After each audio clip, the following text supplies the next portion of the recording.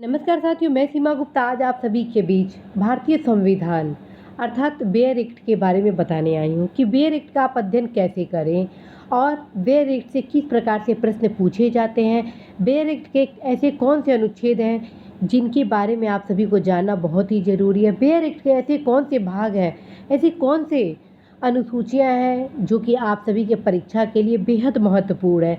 अतः साथियों, आप इस क्लास को बहुत ही गौर से सुनिएगा, देखिएगा, ताकि आप यदि बेयर एक्ट पढ़ रहे हैं तो उन समस्त पहलुओं पर गौर कर सकें और अपने प्रश्नों को सही कर सकें। साथियों, आज के इस क्लास में मेरे द्वारा बेयर एक्ट के अर्थात भारतीय राज्य व्यवस्था, भारतीय संविधान के भाग 1, भाग 2 और भाग 3 को कवर किया जाएगा। साथ में यह बताया जाएगा कि इन तीनों भागों से किस प्रकार से क्वेश्चन परीक्षा में पूछे जाएंगे और किस प्रकार से ऑलरेडी परीक्षाओं में क्वेश्चन पूछे जाते हैं। तो साथियों, बिना देरी के स्टार्ट करते हैं आज का क्लास। और ध्यान रखिए, चूँकि यह गाइडेंस क्लास है इसलिए मैं आप सभी को बताऊंगी इससे महत्वपूर्ण टॉपिक, ठीक। और इस बेयर एक्ट के लिए मैं सारे भाग को आप सभी को बताऊंगी, क्योंकि कई लोगों द्वारा यह कहा जाता है कि नॉट पॉसिबल कि हम इतना अनुच्छेद पढ़ पाए। उसी के क्रम में आप सभी को बताना है कि कौन कौन से अनुच्छेद बेहद ज़रूरी है और कौन कौन से ऐसे भाग हैं जिन पर विशेष रूप से आप सभी को फोकस करना है। आदि तमाम जानकारियाँ दी जाएंगी और आज की क्लास को बिना देरी अब स्टार्ट करते हैं। सबसे पहले साथियों, मैं संविधान के पार्ट 1 पर चर्चा करूंगी, ठीक है। और उससे पहले मैं बताऊं, यह class Hindi medium, English medium के लिए समान रूप से उपयोगी है। दूसरा चीज़, यह पुस्तक भी समान रूप से उपयोगी है, both English and Hindi medium. Okay, तो आप यहाँ पे देख रहे हैं पार्ट 1 में the union and it's territory के बारे में डिस्कस किया गया है। साथियों, ये चारों आर्टिकल आप सभी के लिए बेहद इम्पॉर्टेंट है। पहला, दूसरा, तीसरा, चौथा, ठीक है। ये चारों आर्टिकल आप ज़रूर पढ़ेंगे। और ध्यान रखें, आज हम 3 भाग को कंप्लीट कर रहे हैं। इस कॉन्स्टिट्यूशन के बेयर एक्ट के 3 चैप्टर को कंप्लीट कर रहे हैं। लास्ट में मैं बताऊंगी कि आज आपको किस तरह इन तीनों चैप्टर को कंप्लीट करना है। यदि आप मेरे साथ चलेंगे साथियों, तो कब आप अपने जीएस को कंप्लीट कर लेंगे आप स्वयं नहीं समझ पाएंगे। तो आप ज़रूर ही फॉलो करिए। क्लास जैसे संपन्न हो रहा है आप तीनों चैप्टर ज़रूर कंप्लीट करेंगे। साथियों, आप यहाँ पे देख रहे हैं ये जो अनुच्छेद है, 4 अनुच्छेद, ये चारों अनुच्छेद आप सभी के लिए बहुत ही ज़रूरी है। और जब इस चैप्टर को आप पढ़ेंगे तो इसके साथ साथ आप घटना चक्र के पूर्वावलोकन को भी रखेंगे। जैसे ही इस चैप्टर को आप कंप्लीट करिएगा, तुरंत इस चैप्टर से रिलेटेड पूर्वावलोकन में क्वेश्चन सॉल्व करिएगा, ठीक है। जब आप क्वेश्चन सॉल्व करेंगे तो आपको पता चलेगा कि किस प्रकार से क्वेश्चन इस भाग से उठाए गए हैं, किस प्रकार से इस भाग से क्वेश्चन पूछे जा रहे हैं। तो इस प्रकार साथियों आप इस पुस्तक के इस भाग को पढ़ेंगे, ठीक। और यहाँ पे बताना है कि ये सारे अनुच्छेद बहुत इम्पॉर्टेंट है।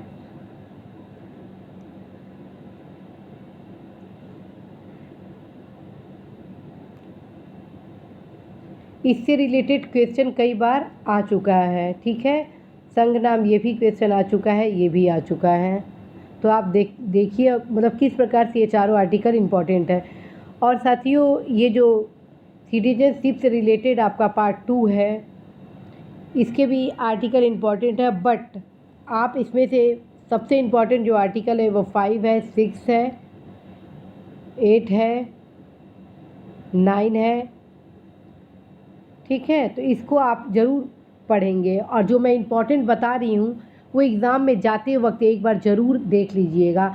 आप अभी से ही बस इम्पॉर्टेंट मत पढ़िएगा, अभी से आपको सब पढ़ना है, ताकि लास्ट मोमेंट में टाइम के अभाव में आप इम्पॉर्टेंट चीज़ों को एक बार रिवीज़न कर सकें। और पढ़ने के साथ साथ ही जो भी आपको इम्पॉर्टेंट लगता है तथ्य, उसको आप ऐसे टिक करते चलेंगे। और चूँकि साथियों ये बस मैं आपको विषय सूची दिखा रही हूँ, इसका मतलब ये नहीं हुआ कि बस आप विषय सूची पढ़ेंगे। आप इस किताब के इस मतलब कि पेज नंबर 3 से लेके 3 से लेके 5 तक ये टोटल आप पढ़ेंगे, क्योंकि जब तक आप पढ़ेंगे नहीं तब तक आप क्वेश्चन सॉल्व नहीं करेंगे। जैसे इसमें स्पष्ट रूप से इसमें लिखा है संविधान के प्रारंभ पर नागरिकता, ठीक है। तो जब आप इस किताब के पृष्ठ नंबर 3 पर जाएंगे तो आप देखेंगे संविधान के प्रारंभ पर नागरिकता किस प्रकार से प्राप्त होती है, ठीक है। पाकिस्तान से भारत को प्रयोजन करने वाले कुछ व्यक्तियों को कैसे नागरिकता के अधिकार दिएंगे। जब उसके अंदर के सारे चीज़ पढ़ेंगे तब आपको जानकारियाँ होंगी और तब आप क्वेश्चन हल कर पाएंगे। तो आप इस प्रकार से इस क्वेश्चन को ज़रूर पढ़ाई करेंगे। और इसी प्रकार साथियों, नागरिकता के अधिकारों का कैसे समाप्त हो जाता है यदि आप स्वेच्छा से विदेशी राज्य की नागरिकता अर्जित करते, उसके संबंध में टोटल चीज़ आर्टिकल 9 में दिया गया है। तो साथियों, आप पूरे अच्छे से विस्तार से अध्ययन करिएगा। यहाँ पे मैं बस आप सभी को गाइडेंस दे रही हूँ, इस वजह से मैं आप सभी को सारी किताब का डिस्क्राइब नहीं कर रही हूँ कि कैसे कैसे पढ़ना है। मैं महत्वपूर्ण फैक्ट को आपको बता रही हूँ। तो आप ये सारे आर्टिकल देखेंगे। अभी आप ये सोचेंगे कि मैडम तो सारे आर्टिकल बता रही हैं पढ़ने के लिए। तो साथियों, आपको मैं बताऊं, संविधान के जो आर्टिकल हैं, आर्टिकल 1 से लेकर अर्थात 1 to 100 इज़ वेरी इंपॉर्टेंट। और उसमें भी कौन से इंपॉर्टेंट, वेरी से मोस्ट वेरी इंपॉर्टेंट है, वो भी मैं आप सभी को बताते चलूँगी, ठीक है। जैसे अनुच्छेद 1 से लेकर 75 तक आप लोगों को प्रत्येक दशा में अच्छे तरीके से पता होनी ही चाहिए। आप आर्टिकल के माध्यम से कई क्वेश्चन सॉल्व कर लेंगे, ठीक है। और जब आप आर्टिकल का अध्ययन करेंगे तो साथ में आप भाग का भी अध्ययन करेंगे। यदि आप कोई नागरिकता से संबंधित साथियों आर्टिकल पूछे जा रहे हैं, ध्यान रखिए मैं यहाँ पे क्या बता रही हूँ। संविधान में कुल कितने भाग हैं, आप पहले इसको देख लीजिए, ठीक। जब भाग आप देख लेंगे तो बहुत ऐसे क्वेश्चन आएंगे कि भाग के सहारे आप, भाग के गेस के थ्रू आप कई क्वेश्चन सॉल्व कर लेंगे। तो यदि आप भाग के सहारे क्वेश्चन करेंगे साथियों तो मोस्ट प्रोबेबिलिटी आर्टिकल से रिलेटेड आपके कोई भी क्वेश्चन साथियों गलत नहीं होंगे। तो ये सब चीज़ें हैं, पढ़ने के कुछ ऐसे तरीके हैं जो आप बार बार रिवीजन करेंगे, अध्ययन करेंगे तो साथियों आपका गलत नहीं होगा। तो सबसे पहले आप याद करिएगा संविधान के भाग 1 किससे संबंधित है, संघ और उसका राज्य क्षेत्र। और आप ये देखिए कि संघ और उसका राज्य क्षेत्र में कितने अनुच्छेद हैं। तो अर्थात अनुच्छेद 1 से लेकर 4 तक किसका संबंध है, संघ और राज्य क्षेत्र। यदि संघ और राज्य से संबंधित कोई भी प्रश्न पूछता है तो एक अनुमान के आधार पर, यदि आपको एग्जैक्ट आर्टिकल नहीं पता है तो एक अनुमान के आधार पर आप आर्टिकल को सही कर ले जाते हैं और उससे संबंधित यदि क्वेश्चन पूछा जाता है तो इस पार्ट के बिहाफ पे आप क्वेश्चन सही कर लेते हैं। अदर हैंड साथियों, इसी प्रकार मैं आपको पार्ट 2 के बारे में बता रही हूँ, सिटीजनशिप के बारे में। जैसे संविधान के प्रारंभ पर नागरिकता, ठीक है, और उसमें 4 आर्टिकल दे दिए गए हैं। या मान लीजिए ये क्वेश्चन आ जाता है विदेशी राज्य की नागरिकता स्वेच्छा से अर्जित करने पर, जैसे कि आर्टिकल 9 में यहाँ पर दिया हुआ है विदेशी राज्य की नागरिकता स्वेच्छा से अर्जित करने वाले व्यक्तियों का नागरिक न होना, ठीक है। और आर्टिकल आपके पास 4 दे दिए जाते हैं। जैसे मान लीजिए आर्टिकल 9 दे दिया गया, आर्टिकल आपको 12 दे दिया गया, 51 दे दिया गया या 71 दे दिया गया। तो इस प्रकार साथियों आप यदि पार्ट देखे रहेंगे तो उससे सहयोग मिलेगा। दूसरा चीज़, यदि पार्ट के बारे में पूछ देता है और आप इसको ख्याल में रखेंगे कि हाँ पहले था संविधान के भाग पे, तो आप उसको बहुत तक हल कर सकते हैं। तो ये आपका प्राइमरी स्टेज है। बट मैं पूरा आशा करती हूँ कि आप लोग इंडियन कॉन्स्टिट्यूशन को अच्छे से पढ़ेंगे, क्योंकि हर एक नागरिक का कर्तव्य होता है अपने संवैधानिक अधिकारों के बारे में जानना। साथियों, इस किताब को आप अपने संवैधानिक अधिकारों के संदर्भ में अध्ययन करें, क्योंकि ये आपका राइट है साथियों। जब तक आप कॉन्स्टिट्यूशनल राइट को अपने नहीं जानेंगे तब तक कहीं ना कहीं आप अपने अधिकारों से अच्छे तरीके से परिचित नहीं होंगे। इसलिए आप सभी से यही गुजारिश है कि आप अवश्य अपने कॉन्स्टिट्यूशनल राइट्स को अवश्य जानें, क्या आर्टिकल हमारे कॉन्स्टिट्यूशन में है, इन सभी चीज़ों को आप ज़रूर जानें। तो साथियों, ये आपका रहा आज भाग 1 में कौन कौन से महत्वपूर्ण है, कैसे इसको पढ़ें। भाग 2 में तो फिर मैं ये बताती हूँ, भाग 2 को जैसे ही आप पढ़ेंगे, ठीक है, तो फिर आप पूर्वावलोकन को खोलेंगे और देखेंगे किस किस प्रकार से नागरिकता से संबंधित क्वेश्चन आए हैं। फिर आप इसका अध्ययन करेंगे, ठीक है। अब हम आते हैं भाग 3 मूल अधिकार, जो कि सबसे इम्पॉर्टेंट है। भाग 3 मूल अधिकार, fundamental rights. This is very important for any citizen.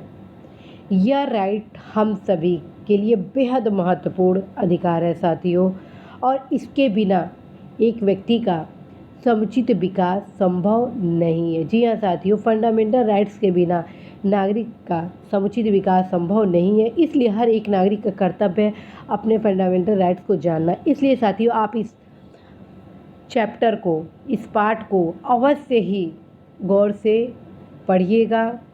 अपने आप साथियों, आप कब अपने अधिकार को जान लेंगे आपको स्वयं नहीं पता चलेगा। तो आप यहाँ पे देख रहे हैं आर्टिकल ये 12 से संबंधित भी कई बार क्वेश्चन आ गया डेफिनेशन के संबंध में, कि डेफिनेशन 12 में क्या क्या है। तो राज्य है, उसके क्षेत्र है। जब आप पेज नंबर 5 पे जाएंगे साथियों, यहाँ पे जो पेज नंबर 5 है जाएंगे, तो आप टोटल डेफिनेशन के बारे में पढ़ेंगे क्या क्या उसके अंतर्गत आ रहा है, क्योंकि उसके बीच से सारे क्वेश्चन पूछे जाते हैं। तो आप इसको ज़रूर पढ़ेंगे। अब आइए साथियों, यहाँ पे 13 है कि मूल अधिकारों से असंगत या उनका अल्पीकरण करने वाली विधियाँ। ठीक है, अब आते हैं जो सबसे इम्पॉर्टेंट, जिससे मैक्सिमम क्वेश्चन पुटअप किए जाते हैं। वो है क्वेश्चन साथियों, समता का अधिकार, स्वतंत्रता का अधिकार, शोषण के विरुद्ध अधिकार, धर्म की स्वतंत्रता का अधिकार, संस्कृति और शिक्षा संबंधी अधिकार, कुछ विधियों की व्यावृत्ति, और आपका ये रहा संवैधानिक उपचारों का अधिकार। ठीक है, अब मैं बता रही हूँ आप इसको मूल अधिकारों को कैसे पहले पढ़ेंगे, कैसे याद करेंगे। तो सबसे पहले आप एक पेन कॉपी लेंगे, ठीक है, लिखेंगे समता का अधिकार। ठीक है, कहाँ से कहाँ तक है समता का अधिकार? आर्टिकल 14 से लेके 18 तक। सबसे पहले आप ये पढ़ाई करेंगे यदि आप एकदम फ्रेशर हैं तो। ठीक, आप सबसे पहले समता के अधिकार को देखेंगे। आर्टिकल 14 टू 18 क्या है? आपका समता का अधिकार है। फिर आप लिखेंगे स्वतंत्रता का अधिकार। स्वतंत्रता का अधिकार कहाँ तक है? आर्टिकल 19 टू 22 तक है। ठीक है, तो इस प्रकार साथियों आप ये शोषण के विरुद्ध अधिकार भी लिखेंगे। फिर उसके बाद धर्म की स्वतंत्रता। साथियों अगर ये आप तो मतलब किस धर्म की स्वतंत्रता यदि है, धर्म की स्वतंत्रता का अधिकार है, तो कहाँ से कहाँ तक का है?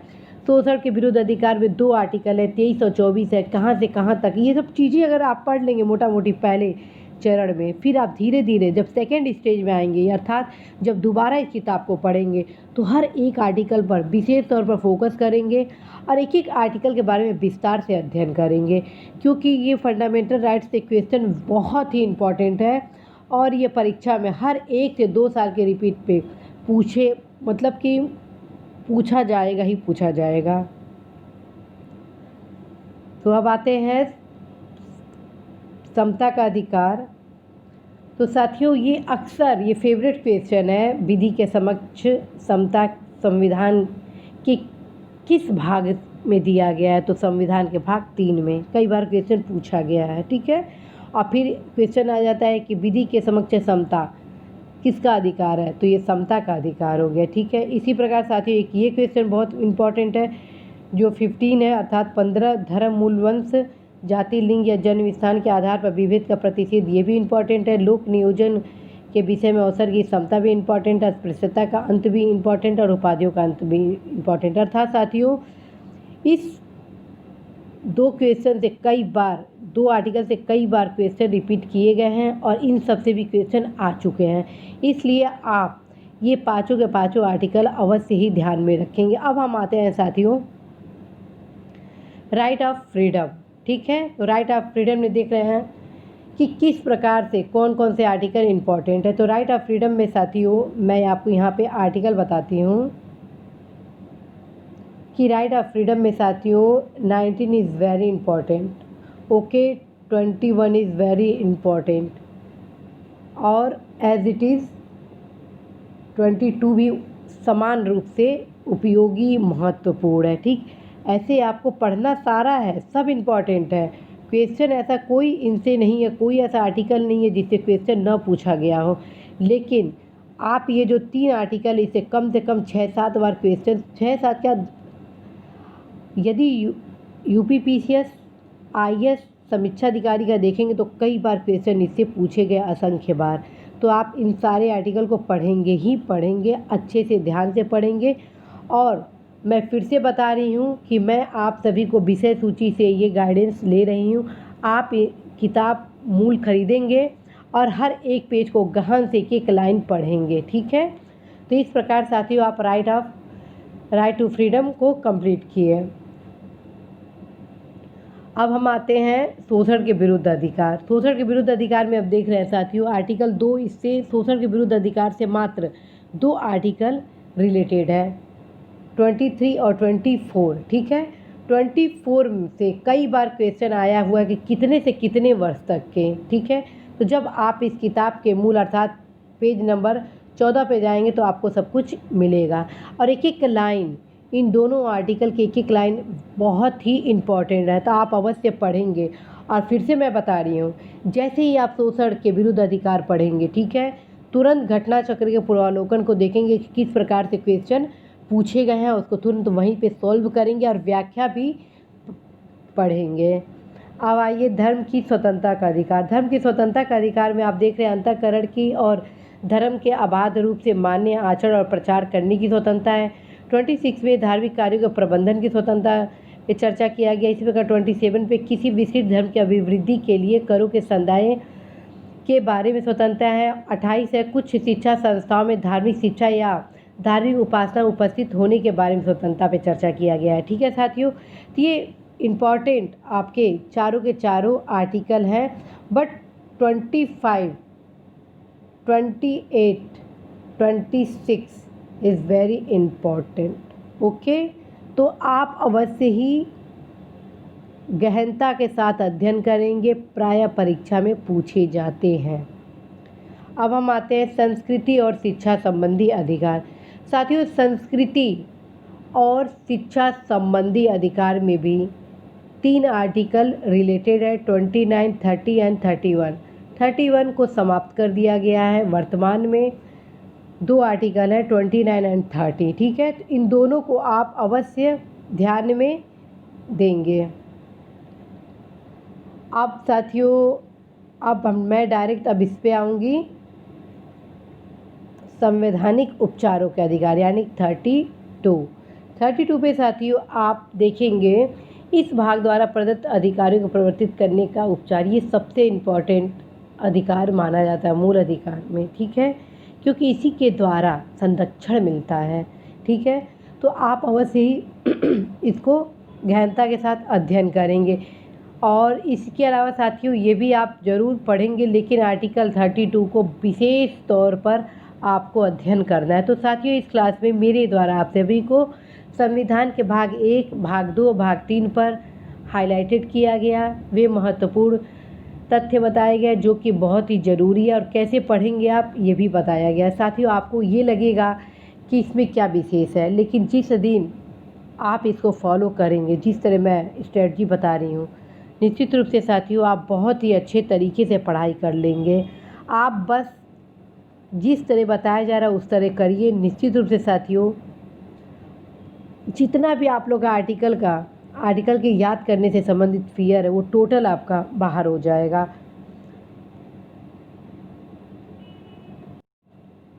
तो आज के क्लास में साथियों बस इतना ही कि आप कैसे वेयर एक्ट को पढ़ेंगे। इस क्लास में मेरे द्वारा आप सभी को बताया कि वेयर एक्ट का आप अध्ययन कैसे करें और क्यों बेहद खास है। तो साथियों जाते जाते महत्वपूर्ण टिप्स दे रही हूँ, जब भी आप वेयर एक्ट को पढ़ें तो अवश्य ही पूर्वावलोकन को भी साथ में रखें घटना चक्र के, और जैसे जैसे आप एक एक चैप्टर अर्थात एक एक पार्ट को इस कंप्लीट कर रहे हैं वेयर एक्ट से, वैसे वैसे आप हर क्वेश्चन को सॉल्व करिए।